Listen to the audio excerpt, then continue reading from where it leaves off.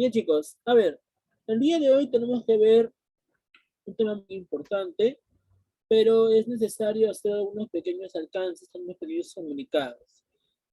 Chicos, por favor, se está teniendo en cuenta de que los temáticos de esta semana, este bimestre, va a ser de forma obligatoria, ya que hay varios alumnos que no hacen el temático.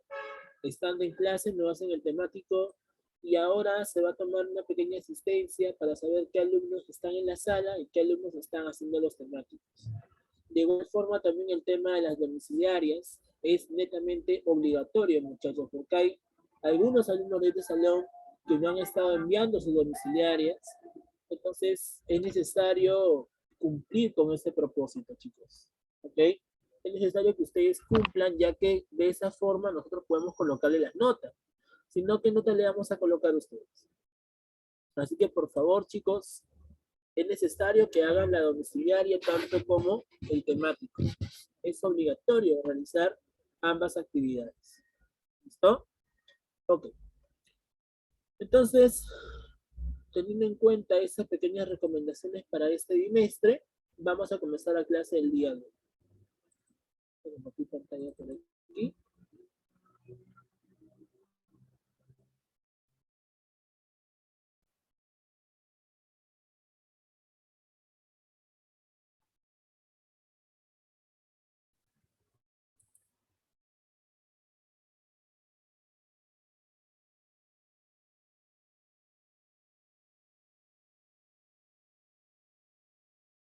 Sí, chicos. Entonces, vamos a ver aquí lo siguiente. Ya vamos a ver el tema con respecto a lo que es las guerras civiles parte 2, con respecto a lo que fue la rebelión de los insatisfechos y también la rebelión de los encomenderos. ¿Listo? Ok. ¿Qué es lo que tenemos que recordar, muchachos? Primero lo que tenemos que recordar es lo siguiente. Cuando hablamos acerca de las guerras civiles, tenemos que recordar el punto específico que originó las guerras civiles. La pregunta es, ¿se acuerdan ustedes cuál fue el punto específico que originaron a las guerras civiles? ¿Se acuerdan?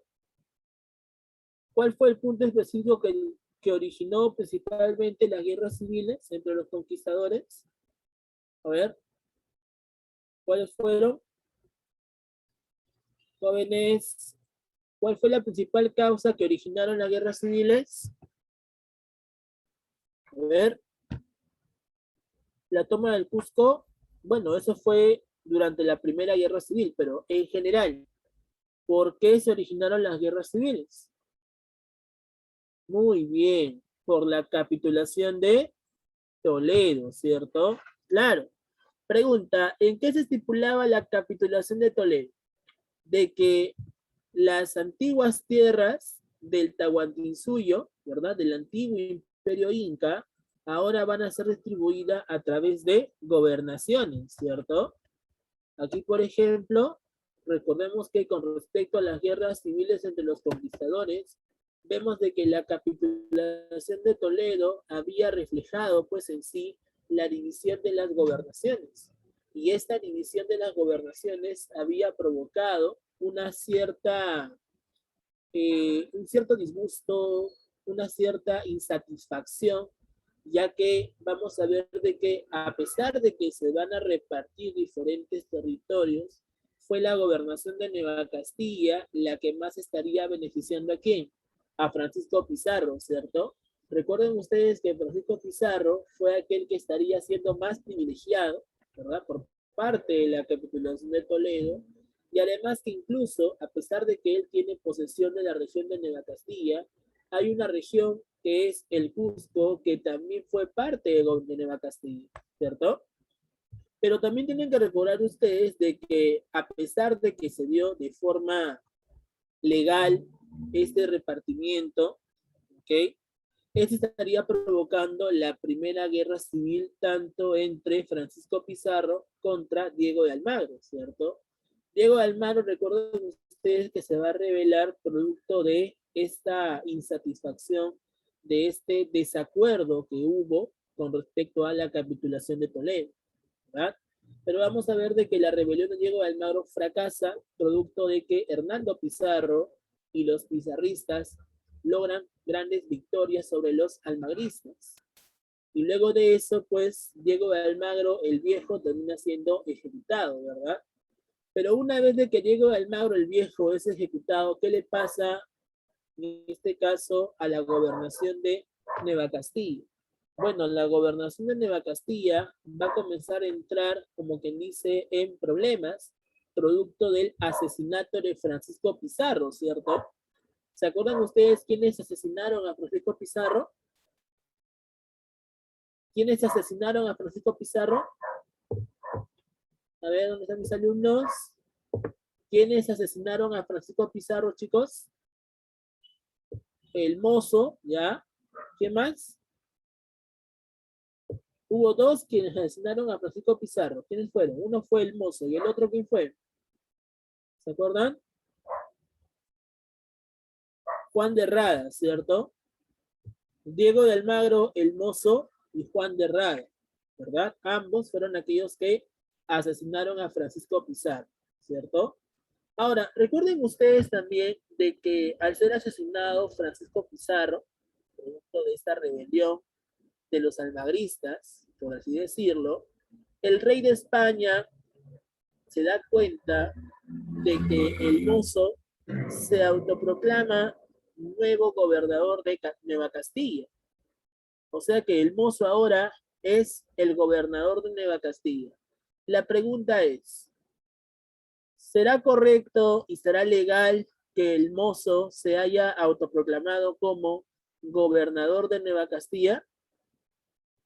¿Será correcto y legal de que el mozo se haya nombrado como gobernador de Nueva Castilla? No, ¿verdad? ¿Por qué razón? Muy bien, Pariona, porque era mestizo, ¿cierto? Recuerden ustedes que el mozo es mestizo y un mestizo jamás en la vida podía pues tener un cargo muy importante, muy similar al de los españoles. Recuerden ustedes que solamente los españoles eran aquellos que podían gozar de estos privilegios. Claro, y justamente eso explica el por qué se estaría dando este problema, ¿verdad? Claro que sí, esa fue la razón. Muy bien. El mozo era mestizo. Y por lo tanto, el rey de España, junto al Consejo de Indias, estarían enviando pues a un juez, a un comisionado, para que pueda poner orden ante esta situación, ¿verdad? ¿A quién había enviado el rey de España para que ponga orden frente a esta situación? ¿Te acuerdas? ¿A quién había enviado? A ver, ¿a quién había enviado, chicos? Chicos, ¿a quién había enviado el rey de España para que ponga orden ante esta situación? A Vaca de Castro, ¿cierto? Vaca de Castro fue el juez o comisionado que fue enviado por el rey de España para que pueda poner orden frente a esa situación, ¿cierto? Y Vaca de Castro terminó derrotando a los almagristas en la batalla de Chupas, y es así como Vaca de Castro estaría introduciendo las leyes nuevas de Indias. Pero la pregunta es, ¿estas leyes nuevas de Indias en sí, en qué afectaron? Afectaron bastante. ¿Por qué razón? Las leyes nuevas de Indias, en primer lugar, decía que las encomiendas, o sea, el repartimiento de tierras y de indígenas, debería suprimirse. ¿Qué es lo que pasa? Durante los primeros años de la conquista, ¿ok? Todas las tierras que se encontraban aquí en América van a ser distribuidas a través de las encomiendas. El problema va a ser de que estas encomiendas son como si fuesen los feudos medievales. Recuerden ustedes que en la Edad Media, durante el feudalismo, los señores feudales eran aquellos quienes tenían pues una gran cesión de tierras y también una cantidad de siervos, ¿verdad? Y estos feudos, recuerden ustedes, eran hereditarios, o sea que el feudo que le pertenecía a un señor feudal pasaba a su hijo mayor. ¿Ok? Y esos feudos eran perpetuos hasta que se mueran y eran de carácter autoritario. Por esa razón, para acabar con esta situación de los feudos hereditarios, el rey de España comenzó a centralizar su poder. Recuerden ustedes en el siglo XVI que los diferentes reyes van a comenzar a centralizar su poder.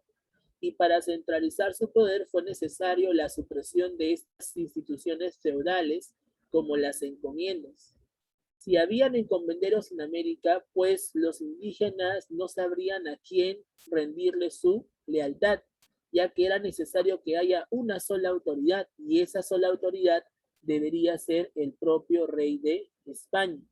Por esa razón es que se pide justamente de que solamente exista una autoridad y por lo tanto las encomiendas deben ser suprimidas. Las encomiendas deben desaparecer. Por esta razón es que las leyes nuevas de Indias iban en contra de las encomiendas, buscaban suprimir las encomiendas. Pero la pregunta es, ¿quiénes son aquellos que van a rebelarse producto de la introducción de estas leyes nuevas de Indias? ¿Quiénes son aquellos que se van a rebelar?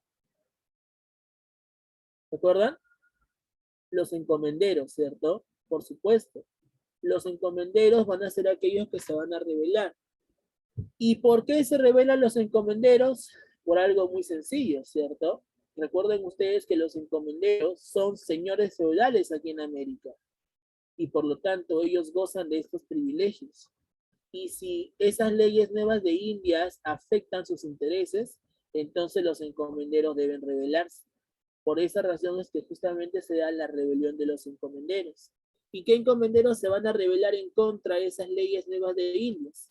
Aquí encontramos a Gonzalo Pizarro, que es el líder de los encomenderos, y Francisco de Carvajal. Ambos van a ser aquellos que van a liderar la rebelión de los encomenderos. El problema va a ser de que una forma, como quien dice, para poder tener el control y poder pues salirse con la suya, fue haber asesinado al primer virrey del Perú. Esas leyes nuevas de Indias legalmente habían creado el virreinato del Perú y por lo tanto sería el virrey, el representante del rey de España, quien vendría a tomar esa autoridad. Pero el problema va a ser de que cuando enviaron al primer virrey aquí a América, los encomenderos van a rebelarse, van a estar en desacuerdo contra esas leyes de Indias y lo que van a hacer los encomenderos es ejecutar al primer virrey del Perú. Y ese primer virrey del Perú se llamaba en esa época Blasco Núñez de Vela.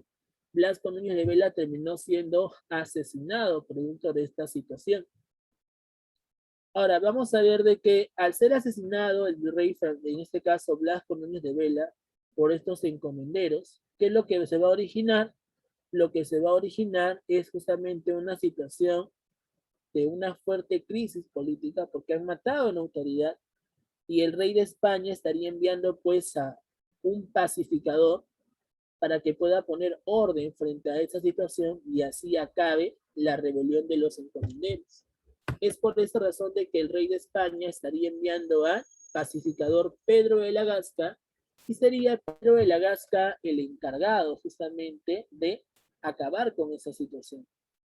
Pedro de la Gasca terminó derrotando a los encomenderos Gonzalo Pizarro y Francisco de Carvajal en la batalla de Jaquijahuana, pero el detalle va a ser de que a pesar de que Pedro de la Gasca derrota a los encomenderos, todavía existían otros encomenderos más que estaban en contra de esas leyes nuevas de Indias. ¿Y por qué razón? Porque como te dije, esas leyes nuevas de Indias iban en contra de los beneficios, afectaban duramente los beneficios de los encomenderos. Por esa razón es que la rebelión de los encomenderos y de los insatisfechos en sí estaría generando este proceso de crisis, este gran problema interno entre los propios entre los propios españoles. ¿Ok? Eso es lo que estaría pasando. ¿Qué más? Vamos a ver por aquí las causas entonces. Vemos por aquí las leyes nuevas de Indias. ¿Qué vendrían a ser las leyes nuevas de Indias? Las leyes nuevas de Indias fue un conjunto de normas que estaría planteando el rey de España, Carlos I, Carlos V. ¿Qué objetivo tenían esas leyes nuevas de Indias? Uno, de que se reconocía a los indígenas como súbditos del rey. ¿Y por qué razón se reconoce a los indígenas como súbditos del rey? Lo que pasa es que estos indígenas van a pagar impuestos. Y si van a pagar impuestos, debería haber un buen trato con estos indígenas, ya que son súbditos del rey. Nadie podía torturar a los indígenas, nadie podía humillar a los indígenas. Por eso es que las leyes nuevas de Indias van a comenzar a reconocer los derechos de los indígenas. El problema va a ser de que luego de esto también se prohibía cualquier tipo de práctica abusiva contra los indígenas. Y muchas autoridades españolas estaban en contra de esta petición.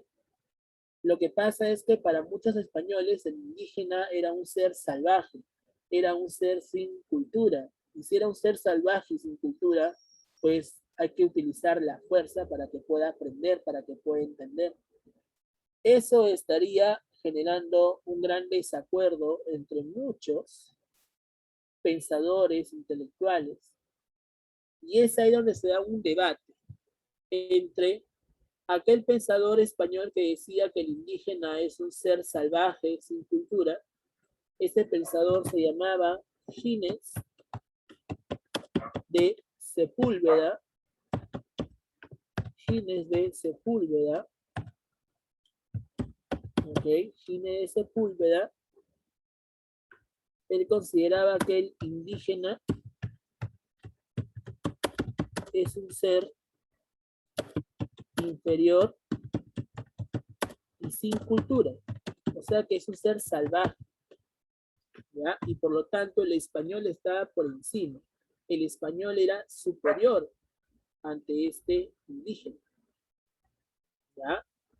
Pero la pregunta es, ¿el indígena, chicos, era un ser salvaje como él lo decía?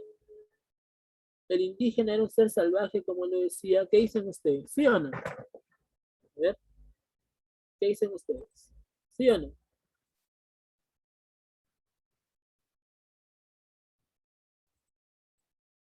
Vamos, chicos, ¿qué dicen ustedes?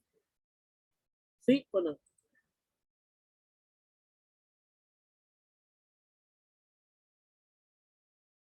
Claro, recordemos que el indígena en sí no es que sea un ser inferior, ojo, ¿eh? El indígena, al igual que los españoles, es una persona. Y si es una persona, ¿por qué va a ser tratado mal? ¿Me dejo entender? Eso no debe ser. Entonces, como no debe ser, es ahí donde justamente se va a dar un debate. ¿Quién es el intelectual que decía que el indígena, a pesar de todo, debería ser tratado como un igual al español? Aquí destaca el gran Bartolomé de las Casas. ¿Qué es lo que dice Bartolomé de las Casas? Bartolomé de las Casas menciona lo siguiente: el indígena es como si fuese un hermano menor de nosotros y por lo tanto al indígena hay que educarlo, hay que llevarlo por el buen camino. El indígena merece respeto. ¿Por qué? Porque es un igual ante todos. Él paga sus impuestos y por lo tanto tenemos que tratarlo bien. El indígena es un ser inofensivo. De repente no conoce nuestras culturas, pero hay que enseñarle por el buen camino para que pueda adecuarse a nuestra cultura. Eso es lo que justamente propone, en este caso, Bartolomé de las Casas. Ponemos aquí entonces que aquel que logra contradecir lo que decía Giner de Sepúlveda sería Bartolomé de las Casas. ¿Qué es lo que dice Bartolomé de las Casas? Bartolomé de las Casas menciona que el indígena es un ser, el indígena es un ser inofensivo, indefenso más que todo, indefenso, y debe ser culturizado. Para Bartolomé de las Casas, el indígena es un hombre que tiene que ser culturizado, que debemos de tratarlo bien, debemos de tratarlo como si fuese un hermano menor, para que así pueda ser un igual al español. Y eso es todo lo contrario a lo que decía Gines de Sepúlveda.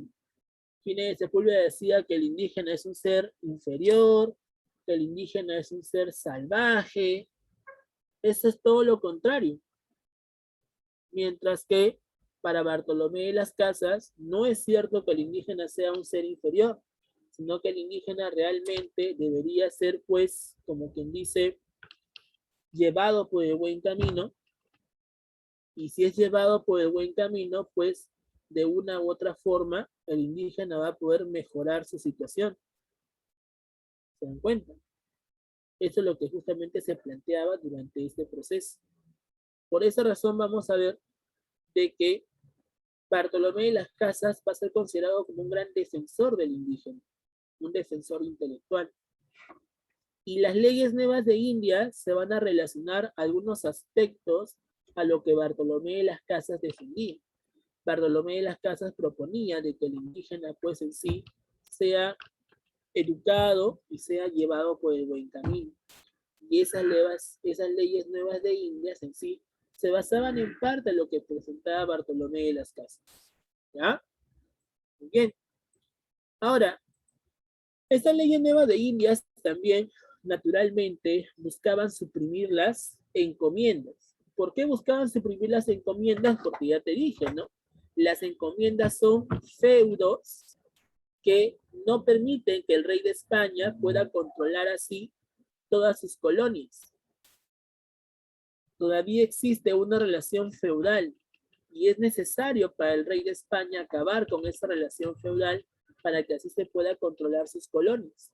Por esa razón es que el rey de España decide suprimir las encomiendas, busca acabar con todo, busca acabar con cualquier tipo de lazo feudal que haya en ese contexto. ¿Se encuentra? ¿Qué más planteaban las leyes nuevas de Indias? La creación del virreinato del Perú. Todas las gobernaciones que se habían formado con la capitulación de Toledo ahora van a juntarse en una sola región, en una sola institución, un solo gobierno, y a ese gobierno se le va a conocer como el virreinato.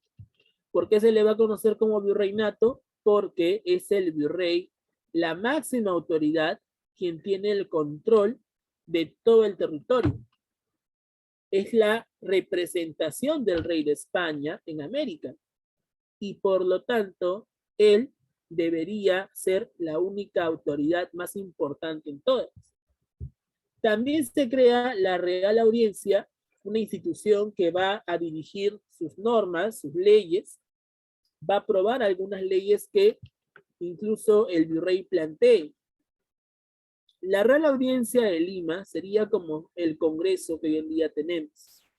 El virrey sería como el presidente. Ahora, ustedes saben pues que viendo las noticias nada más, el Congreso y el presidente pues durante toda la historia de la República nunca han estado de acuerdo.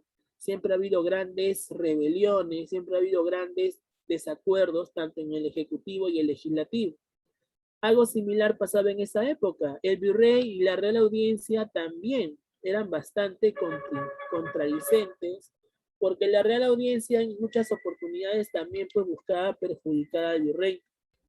Y por esa razón es de que justamente había una fuerte enemistad entre los oidores, los miembros de la Real Audiencia con el virrey. ¿Se dan cuenta? ¿verdad? Y vamos a ver que como estas leyes nuevas de Indias planteaban, en este caso, la supresión de las encomiendas, esto estaría generando la rebelión de los encomenderos. ¿Ok? Muy bien. Entonces por aquí ya vemos la causa principal por el cual se estaría dando la rebelión de los encomenderos o la guerra contra las leyes nuevas de India. ¿Sí? Ahora, ¿quiénes son aquellos que van a liderar esta rebelión de los encomenderos? Ya te comenté el caso de Gonzalo Pizarro. Gonzalo Pizarro es aquel que lidera esta rebelión. Gonzalo Pizarro es aquel que propone ¿qué cosa? Gonzalo Pizarro es aquel que propone desistir contra estas imposiciones del rey y tratar de desacatar, de desobedecer lo que el rey proponga. Y si el rey de España ha mandado al primer virrey del Perú, pues hay que deshacernos del primer virrey del Perú, porque ese primer virrey del Perú es una amenaza para nuestros intereses, decía Gonzalo Pizarro. Por eso que Gonzalo Pizarro, al enterarse de que el virrey había llegado a Quito, a Ecuador, Gonzalo Pizarro dirige la rebelión y la batalla de Iñaquito. Y en esa batalla de Iñaquito, en Ecuador, Gonzalo Pizarro logra derrotar junto con los encomenderos al virrey Blasco Núñez de Vela.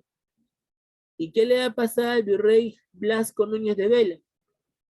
Una vez que el virrey es derrotado, Gonzalo Pizarro y Francisco de Carvajal tienen la decisión de asesinarlo, de deshacerlo, así es, decapitarlo, deshacerse de él.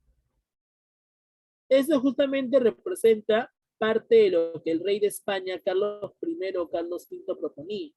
Lo que el rey de España quería era organizar las antiguas gobernaciones en el virreinato a través de estas leyes nuevas de Indias. Y es así como se va a configurar justamente el virreinato durante ese contexto de la época colonial.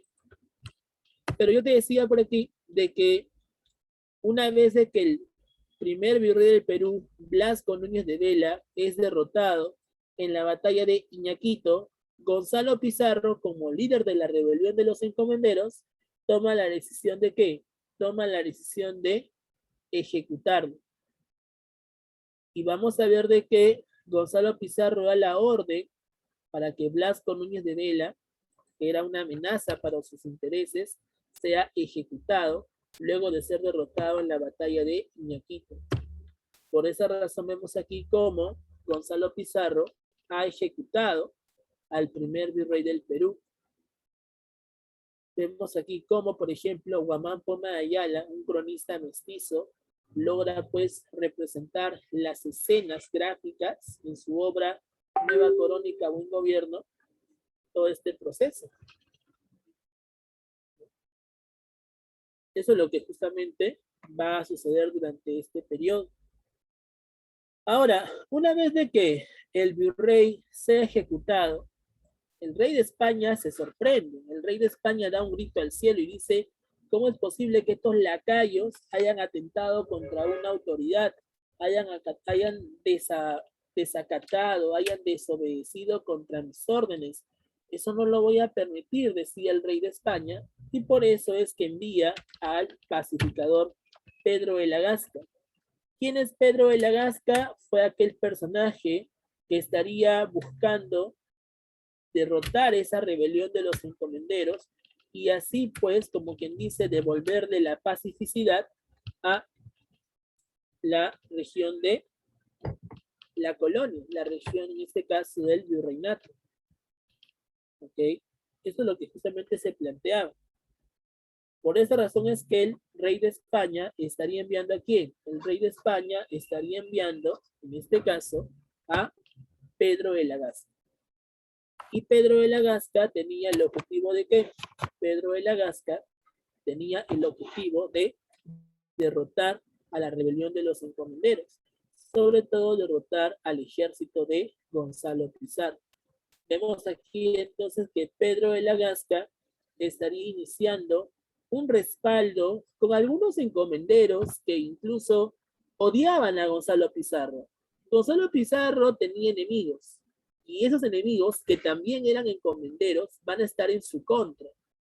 Cuando Pedro de la Gasca se presenta, él le propone a los encomenderos que eran enemigos de Gonzalo Pizarro que si lo apoyaban, pues de repente iba a hablar con el rey para que las encomiendas se mantengan estables, que no se eliminen todas las encomiendas, haya una buena alianza y un buen acuerdo con estos encomenderos. Entonces los encomenderos dijeron, ah, ya, si vas a hacer eso acá, normal, me apunto, dijeron los encomenderos. Y los encomenderos serían aquellos que van a apoyar a Pedro de la Gasca. Los enemigos de Gonzalo son aquellos que apoyan a Pedro de la Gasca. Y Pedro de la Gasca termina siendo derrotado gracias al apoyo de sus enemigos. Vamos a ver que Pedro de la Gasca termina derrotando a Gonzalo Pizarro gracias a los enemigos de él mismo. Y así, en la batalla de Jaquijahuana, termina siendo derrotado la rebelión de los encomenderos. Luego de eso, se condena a juicio todo lo que habían hecho estos encomenderos. Y vamos a ver de que Pedro de la Gasca toma la como quien dice, ¿no? La decisión de ejecutar tanto a Gonzalo Pizarro como Francisco de Carvajal.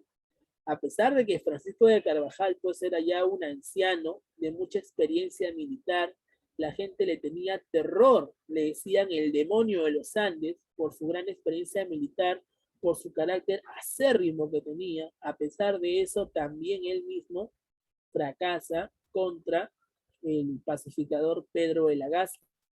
Ambos terminan siendo condenados a muerte y son decapitados. Sus cabezas, vamos a poner que sus cabezas van a ser colocadas en estas estacas de madera, como una especie de amenaza ante cualquier tipo de posible rebelión que haya en el futuro. Pero a pesar de eso, hay encomenderos que todavía van a estar disconformes con esta propuesta y por esa razón es que vamos a ver de que incluso pues hay más encomenderos que no estaban de acuerdo con la imposición del virreinato. ¿Ya? Y eso es lo que justamente va a pasar. Una vez que fueron asesinados Gonzalo Pizarro y Francisco de Carvajal, ¿qué va a pasar? Pedro de la Gasca tenía que cumplir con su promesa, ¿sí? Pero la pregunta es, ¿legalmente Pedro de la Gasca podía mantener las encomiendas? ¿Sí o no? ¿Legalmente Pedro de la Gasca podía mantener las encomiendas? ¿Sí o no? ¿Qué dicen ustedes? ¿Sí o no? ¿Se puede o no se puede? ¿Se puede o no se puede? Respuesta, no se puede. ¿Por qué? Pregunta, ¿qué estipulaba las leyes nuevas de Indias? ¿Qué estipulaba las leyes nuevas de Indias? ¿Qué estipulaba, chicos? Exacto, suprimir las encomiendas, ¿verdad? Y si las leyes nuevas de Indias suprimían las encomiendas, Pedro de la Gasca podía evitar esa supresión de encomiendas. ¿Podía evitar esa supresión de encomiendas? No, ¿verdad? Pedro de la Gasca no era nadie para evitar de que se supriman las encomiendas. Por lo tanto, esa fue una razón por la cual Pedro de la Gasca no pudo cederle encomiendas a estos aliados que tuvo para derrotar a Gonzalo. Por esa razón es que estos encomenderos se sintieron burlados, se sintieron utilizados, y por esa razón es que estos encomenderos, ¿qué es lo que van a hacer? Estos encomenderos van a comenzar a unir fuerzas para rebelarse en contra del mismo Pedro de la Gasca y además también en contra de los realistas que protegían las leyes nuevas de Indias. ¿Cómo es posible que Pedro de la Gasca nos haya utilizado? Decían estos encomenderos. Por esta razón es que los encomenderos, ¿qué es lo que van a hacer? Van a continuar con su lucha. Y a esa rebelión se le va a conocer como la rebelión de los insatisfechos. Pregunta, ¿qué significa la palabra insatisfecho? ¿Qué significa insatisfecho? A ver, ¿qué significa insatisfecho, chicos? Chicos, ¿qué significa insatisfecho? Aló, aló, ¿qué significa insatisfecho? Claro, que está disconforme, ¿sí o no? Está disconforme, que está pues, como quien dice, disgustado, ¿verdad? Disconforme, disgustado, desacuerdo, ¿verdad? Eso significa insatisfecho, ¿verdad? No han saciado sus peticiones, no han cumplido sus objetivos. Por eso se sienten insatisfechos. ¿Quiénes son los insatisfechos? Los encomenderos que apoyaron a Pedro de la Gasca. Y como no hubo estas encomiendas que ellos decían, entonces terminaron rebelándose contra las autoridades españolas. Por eso que se va a llamar la rebelión de los insatisfechos. Ahora, vamos a ver que hubo dos batallas donde se pudo ver reflejado esta fuerza de la rebelión de los insatisfechos. La primera batalla fue la batalla de Chuquinga, donde destaca Francisco Hernández de Girón, quien fue un encomendero que va a derrotar a los realistas en la batalla de Chuquinco. Francisco Hernández de Girón, este personaje que está por aquí, fue aquel que estaría buscando alianzas con otros encomenderos que quedaban en el camino y así juntos puedan derrotar a la fuerza realista. Hernández de Girón era muy respetado, ya que Hernández de Girón, pues en sí, participó junto a los primeros conquistadores. Y gracias a su gran experiencia, Hernández de Girón termina, pues en sí, derrotando a los realistas. Pero los realistas obviamente no van a estar pues conformes con esto, y por eso es que los realistas comenzaron a buscar otra forma como derrotar, en este caso, a Francisco Hernández de Girón. ¿Qué es lo que hacen los realistas? Primero piden apoyo a la Real Audiencia de Lima y piden apoyo de demás autoridades españolas que estén pues en contra de estos rebeldes. Lo que hacen los realistas es formar una gran alianza, un gran ejército para así salirse con la suya. Y eso es lo que justamente trajo consigo, ¿qué cosa? Los refuerzos que tuvieron los realistas. Esta es la batalla de Pucará, donde los realistas le demostraron la verdadera fuerza militar a Francisco Hernández de Girón, y en la batalla de Pucará es donde Francisco Hernández de Girón terminó siendo derrotado y posteriormente sería ejecutado. Vamos a ver de que Hernández de Girón, a pesar pues que tenía sus objetivos puntuales, la alianza entre todos los realistas terminó derrotando su rebelión. Y como su rebelión terminó siendo derrotada, él terminaría siendo ejecutado. Ahora, una vez que termina la rebelión de Francisco Hernández de Girón, ¿qué es lo que va a pasar? Vamos a ver de que el rey de España estaría enviando al quinto virrey del Perú. ¿Y cómo se llamó el quinto virrey del Perú? El quinto virrey del Perú sería este señor. Aquí encontramos a Francisco de Toledo. ¿Qué es lo que pasa con Toledo? Toledo, cuando llega al Perú, se da cuenta que todavía existe lo que fue la resistencia andina y también las guerras civiles. O sea, Toledo encuentra en el Perú las guerras civiles entre los propios españoles y también encuentra la resistencia andina. Todavía existía la resistencia de Vilcabamba, la resistencia de los hijos de Manco Inca contra la colonia.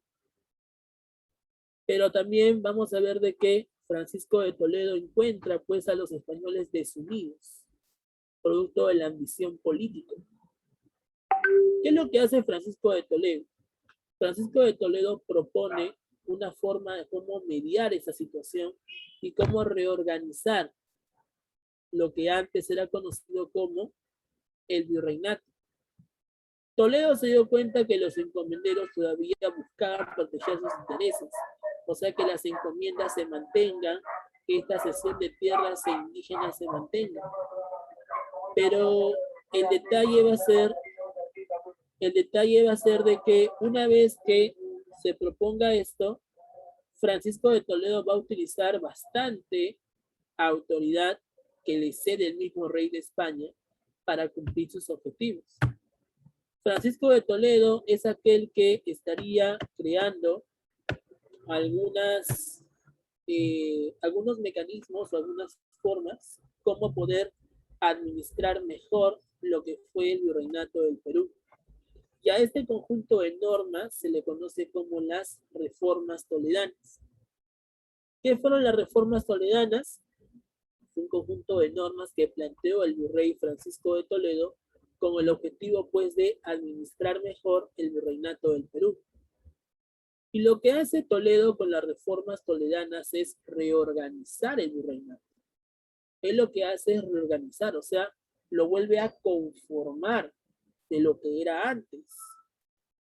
Si el virreinato fue creado en el año 1542 con las leyes nuevas de Indias, entonces tenía que mantenerse vigente tal y como cual había sido creado. A pesar que hayan guerras civiles, a pesar que todavía se vea la resistencia andina, pues es necesario de una u otra forma reorganizar el virreinato. Y para eso el virrey Francisco de Toledo, ¿qué es lo que hace? Estaría realizando la primera visita general en el virreinato. ¿Qué es una visita? Una visita, chicos, es una supervisión. Los visitadores van a ser aquellos supervisores enviados por el Real Consejo de Indias para observar todo lo que el virrey había hecho en su gobierno. Y cuando el virrey terminara su gobierno, se vean los juicios de residencia. ¿Qué cosas son los juicios de residencia? Los juicios de residencia es cuando el virrey manifestaba un balance de todo lo que había hecho durante su gobierno. Pero cuando el virrey terminaba su balance, después del virrey se encontraba el visitador. Y el visitador en muchas ocasiones era enemigo del virrey y decía, no, el virrey hizo todo lo contrario. El virrey ha robado, el virrey pues ha cobrado impuestos innecesarios. Aquí está la prueba. Y eso provocaba que el virrey sea pues señalado por todos, tildado de corrupto, y muchas veces los virreyes eran condenados a pena privativa, o sea, que eran encarcelados. Por eso que los visitadores tenían que ser gente seria, no podía ser cualquiera. Un visitador tenía que ser un buen administrador para que pueda decir y rendir cuentas que si realmente se ha hecho o no se ha hecho el objetivo y el propósito que se ha planteado. Eso es lo que justamente plantea durante las reformas toledanas este virrey. Las visitas buscaban supervisar toda la situación que sucedía dentro del virreinato. ¿Ok? Ahora, también vamos a ver de que el virrey Francisco de Toledo estaría comenzando a registrar datos. ¿Y cómo se van a registrar los datos? A través de las crónicas. ¿Qué cosa es una crónica? Una crónica viene a ser una manifestación escrita, donde se está pues registrando lo que había pasado durante ese contexto y anteriormente. Los cronistas van a ser los encargados de ¿qué? Los cronistas van a ser los encargados de transmitir todo tipo de información escrita. Por ejemplo, entre esos cronistas destaca el Inca Garcilaso de la Vega, un gran cronista mestizo, quien va a narrar parte de la historia prehispánica y parte de la historia durante las guerras civiles, en sus comentarios reales.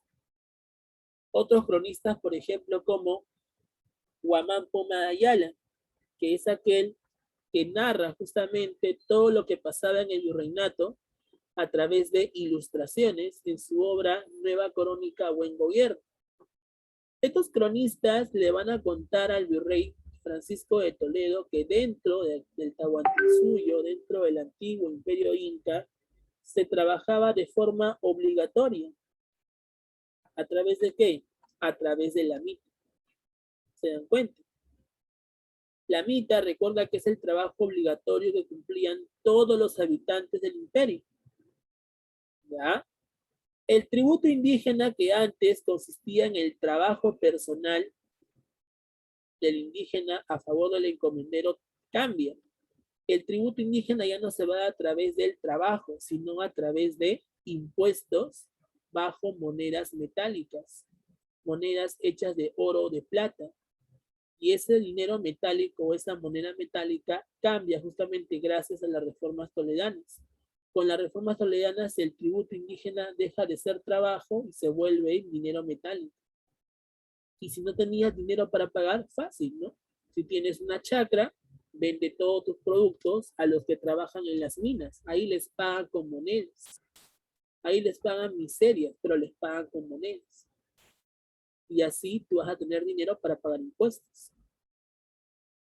¿Te das cuenta? O sea, todo tenía solución. No es que no tengo, no conozco. Todo tenía solución. Para los españoles, chicos, no había no. Siempre había la solución de algo. Y eso es lo que justamente se va a reflejar durante todo ese contexto. muchos españoles van a comenzar pues a abusar de los impuestos, van a cobrar más de lo debido, van a también a torturar al indígena. ¿Okay?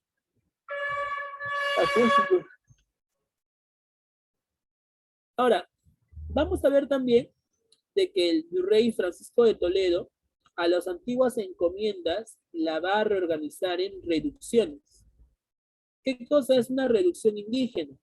Una reducción indígena viene a ser una nueva organización de tierras e indígenas. Estos indígenas ya no van a ser controlados y supervisados por el encomendero, sino van a ser ahora supervisados por el corregidor y por el cacique o curaca.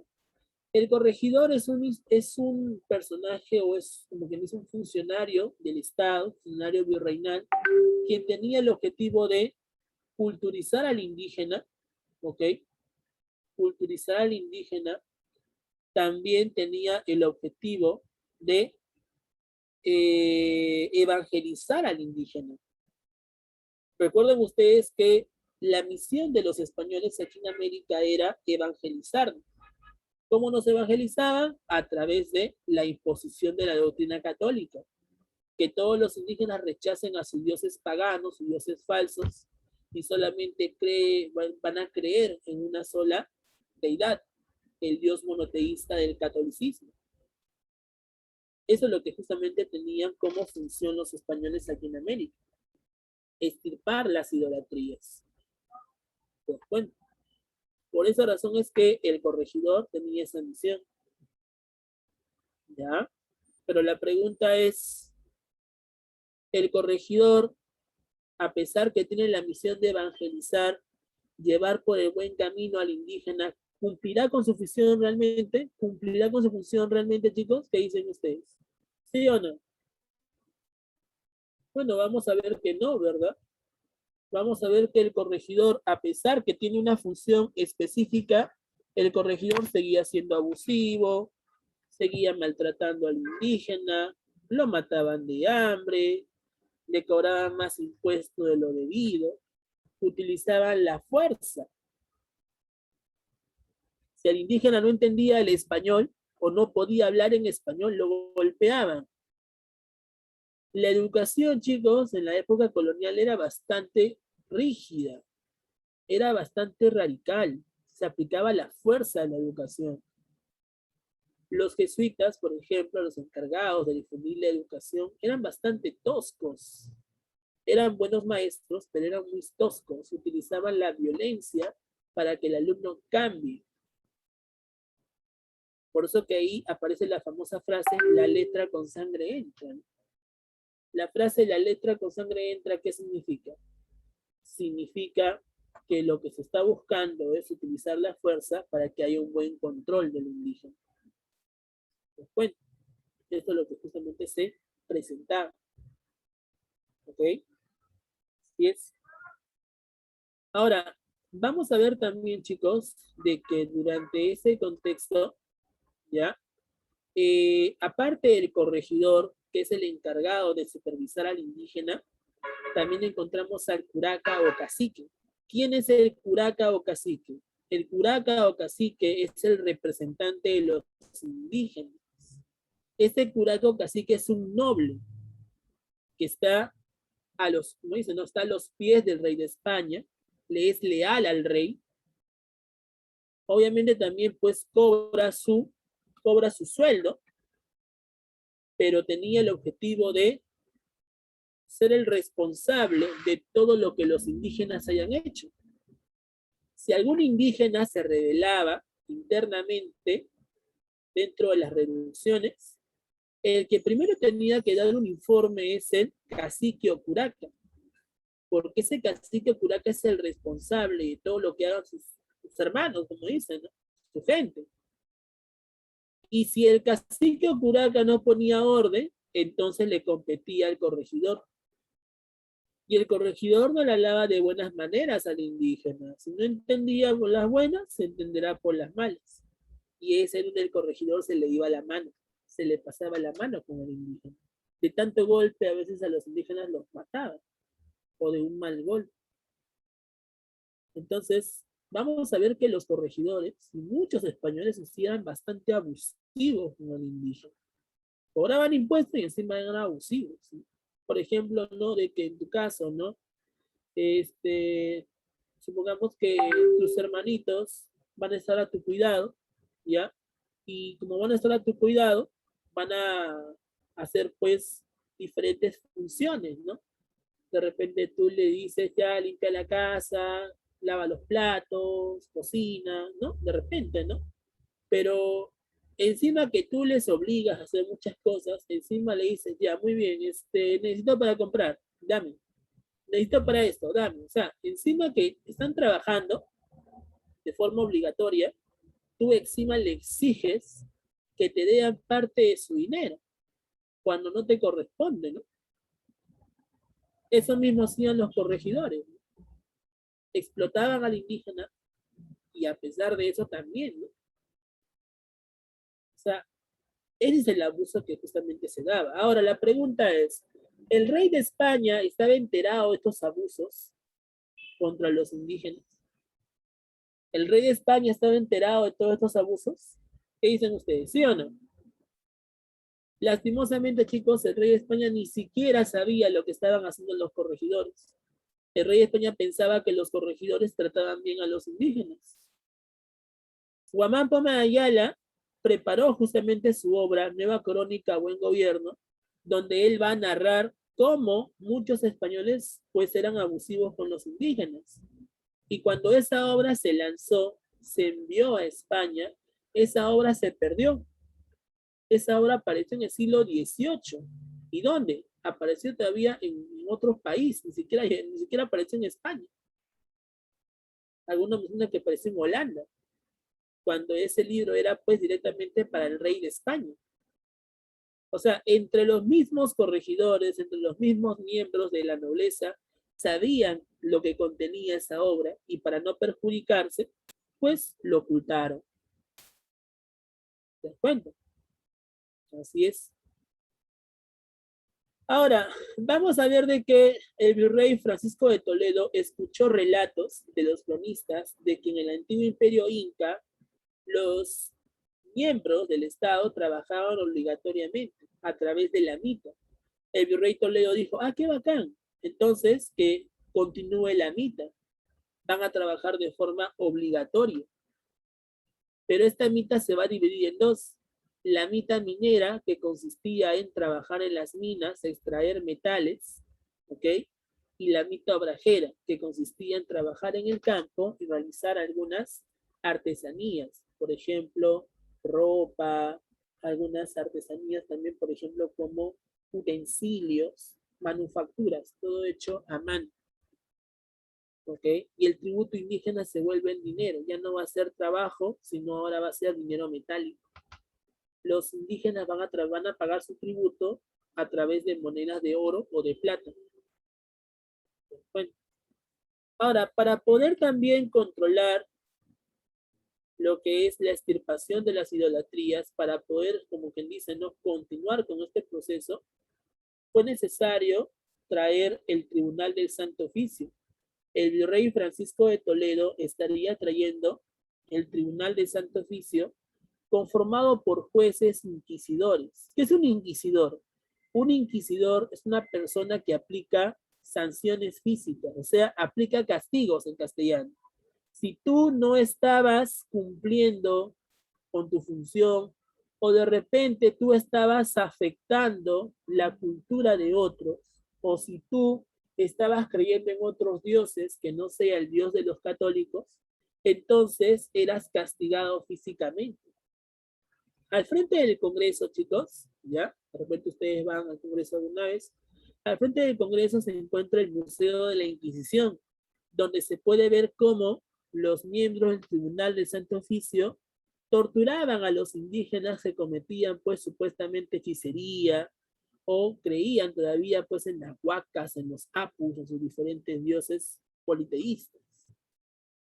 Ese Tribunal del Santo Oficio tenía la misión de que el politeísmo se reduzca y que los indígenas acepten el Dios de los españoles, acepten el monoteísmo. A pesar que los indígenas pues realizaban pues bailes, realizaban por ejemplo pues danzas para que las huacas regresen y expulsen a los invasores, a pesar de eso pues el Tribunal de Santo Oficio buscaba erradicar todo eso, ¿no? Los indígenas, por ejemplo, a veces sacaban en procesión a sus muertos, y eso también era parte del politeísmo. Y las momias de sus muertos muchas veces eran pues destruidas, porque esas momias representan el politeísmo. ¿Se dan cuenta? O sea, era bastante radical todo este proceso, era bastante crítico. ¿Ya? Ahora, con el virrey Francisco de Toledo también estaría comenzando a llegar la orden jesuita o la Compañía de Jesús al Perú.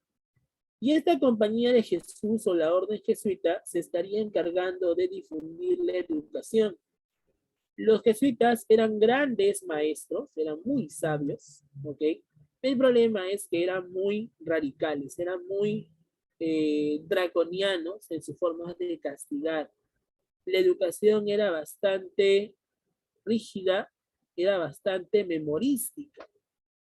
Todo lo que tú aprendías de los maestros jesuitas tenía que quedarse en tu mente. Todo lo que te enseñaron tenía que ser al pie de la letra. Y si olvidabas algún dato, el jesuita te aplicaba un castigo. Bueno, o sea, la educación colonial, chicos, en muchas oportunidades era bastante rígida. Era también clasista, porque era distribuida a través de las clases. Solamente la clase alta, la clase peninsular, los hijos de los peninsulares e hijos de criollos ricos podían acceder a las escuelas mayores y también a las escuelas menores. En caso de los hijos de los caciques, había un colegio de caciques que pertenecía a la baja nobleza y los demás, como mestizos, mulatos, todos ellos podían estudiar, pero en las parroquias. Las escuelas parroquiales justamente también van a traerse durante este contexto, van a fundarse para enseñarle pues cosas básicas a la gente del pueblo, ¿no? Enseñarle, por ejemplo, a sumar, a leer, a restar, enseñarles el Ave María, por ejemplo, cantos, canciones religiosas, ¿no? Cuando vayan a una parroquia, por ejemplo, cuando vayan a una parroquia van a ver que hacen talleres de canto, de coro, ¿no? Todo eso se le enseñaba a la gente, una forma básica, para que la gente esté pues encaminada hacia los pasos del Señor, ¿no? Todo eso es lo que justamente plantea las parroquias. ¿Ya? Así es. Ahora, incluso también el virrey Francisco de Toledo pues sabe de que todavía la resistencia andina se mantiene, todavía se da la resistencia de Vilcabamba, donde los hijos de Manco Inca todavía se rehusan a ser parte de la época colonial. Y por esa razón es que el virrey Francisco de Toledo termina derrotando al Inca Tupac Amaru I, el hijo de Manco Inca, y al derrotarlo, lo ejecuta, lo decapita, y finalmente es ahí como Toledo derrota la resistencia de Vilcabamba y también logra reorganizar el virreinato. Y el virreinato se va a consolidar hasta el año 1824. Todo ese proceso fue bastante importante. Por esa razón es que el virrey más importante de todos los 42 que hubo fue el virrey Francisco de Toledo, por todo este trabajo de reorganizar el virreinato. ¿Me dejo entender con eso? ¿Sí? ¿Entienden con eso, muchachos? Muy. Entonces, ¿hasta aquí tienen alguna pregunta? ¿Hasta aquí tienen alguna pregunta? Hable, por favor. ¿Alguna pregunta hasta aquí? Jóvenes, ¿alguna pregunta hasta aquí? ¿Todo claro? Ok. Entonces, si todo está claro, vamos a ir a nuestra dirigida. Saquen su dirigida, por favor. Hola, Gutiérrez, ¿cómo estás? Pensaba que no habías venido. Ya, saquen su dirigida.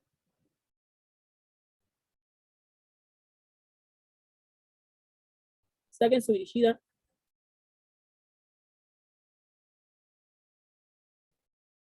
Sacamos la dirigida, chicos.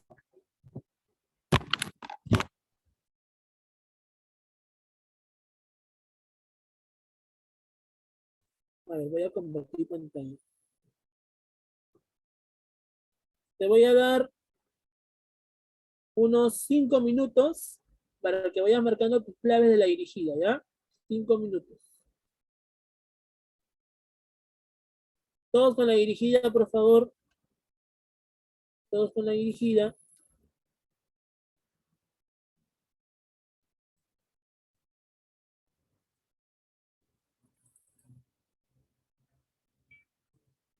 Ya. Te doy 5 minutos para que puedas resolver tus claves, ¿ya? 5 minutos. La dirigida, por favor.